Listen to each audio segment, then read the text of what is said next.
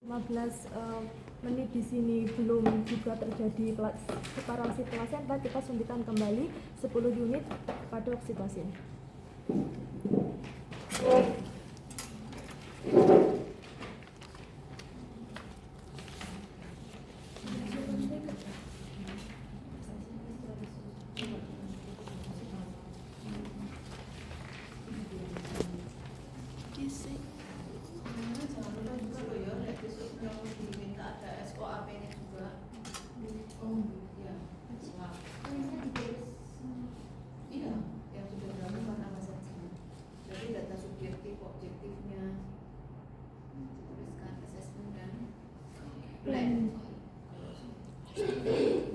Kita cek kandung kemih apakah terasa penuh. Jika penuh, kita lakukan katarisasi.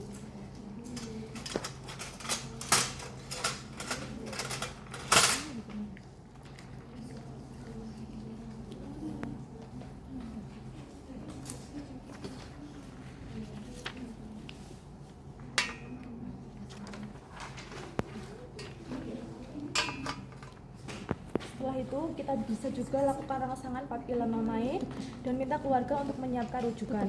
Lalu ulangi PDT 15 menit berikutnya. Nah, di sini terdapat 3 jenis, yaitu perdarahan berat lebih dari 500 ml akan dilakukan plasenta manual yang dilakukan oleh bidan. Terus yang kedua adalah perdarahan ringan atau kurang dari 500 ml dilakukan penyuntikan oksitosin 10 unit dan juga diberikan infus ringer laktat 500 ml 40 tetes per menit dan dirujuk ke ponet dengan didampingi oleh ibu dan bidan. Setelah itu ketika tanpa pendarahan langsung dilakukan rujukan dengan diinfus menggunakan RL atau NS 40 tetes per menit. Selanjutnya cuci tangan, gunakan klorin.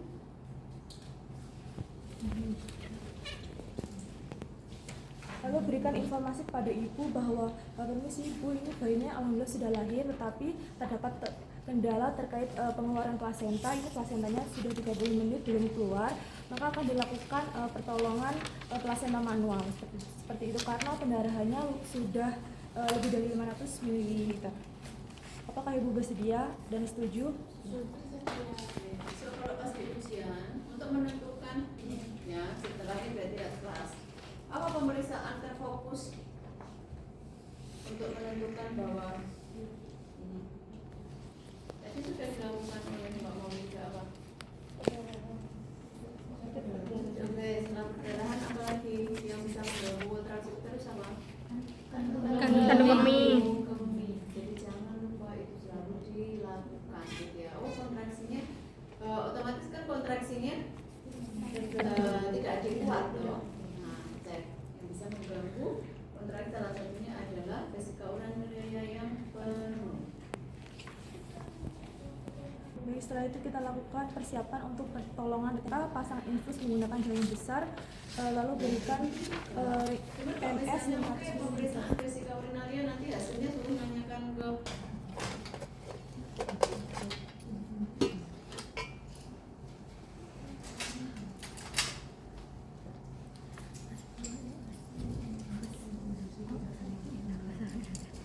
Iya. ibu ini pasti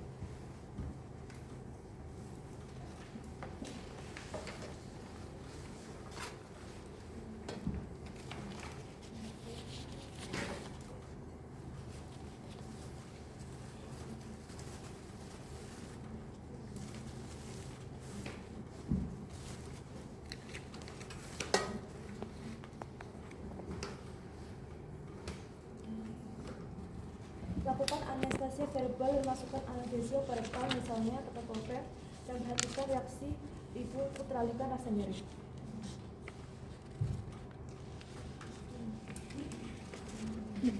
Ini sih ibu bisa nyeri. Listrik tau.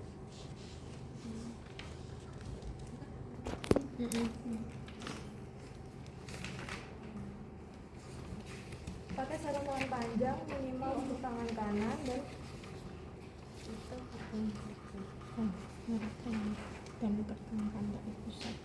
Berarti lagi di double sarung tangan.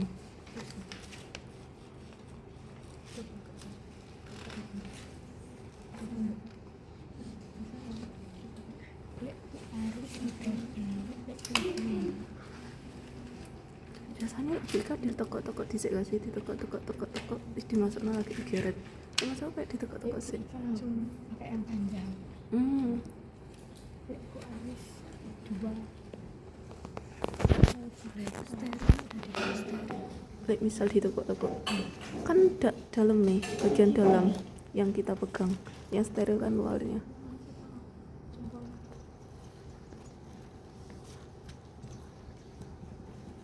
Kok kamu menjauhi ini aja gak sih, mau nanti kena ini kan Gak boleh. Ini kan.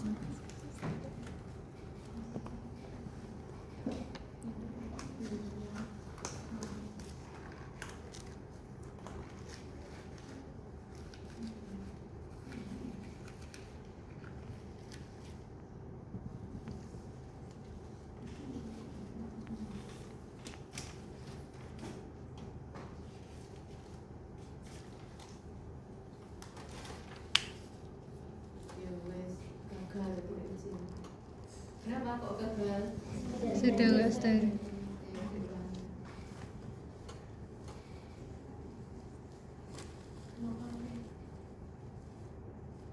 Yang ini sebenarnya boleh menggunakan apa? Koren. Boleh.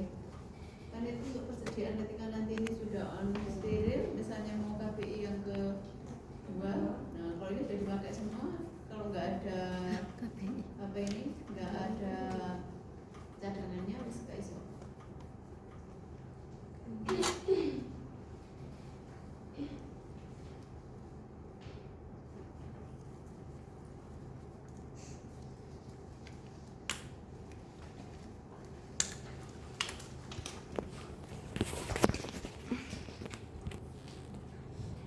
Alas pokoknya udah diganti yang steril. Sudah. Bisa kan itu di steril. Harusnya kalau yang steril, oke pakai apa ini underpad boleh, gitu ya. Tapi tetap di atasnya underpad dikasih duk yang steril. Duknya yang gede, duk cilik.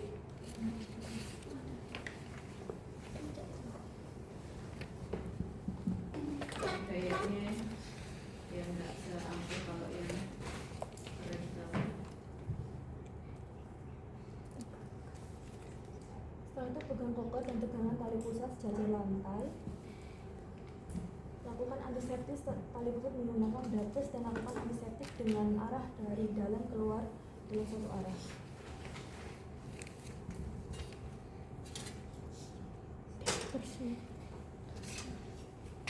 Terus satunya, makanya itu semua sudah dibuka. Ini kalau ujian wis gagal ya Mbak Maulida.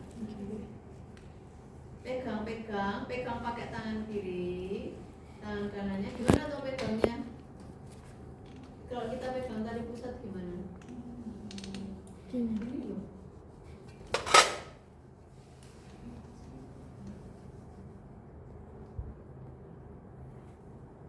Iya toh.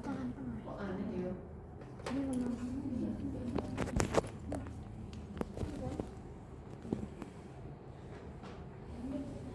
Coba sih Han.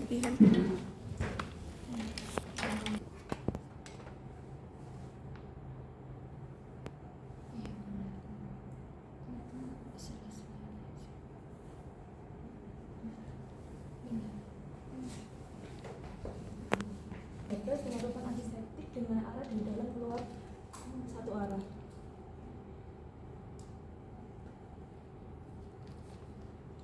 sudah kotor, nah diganti lagi, jangan terus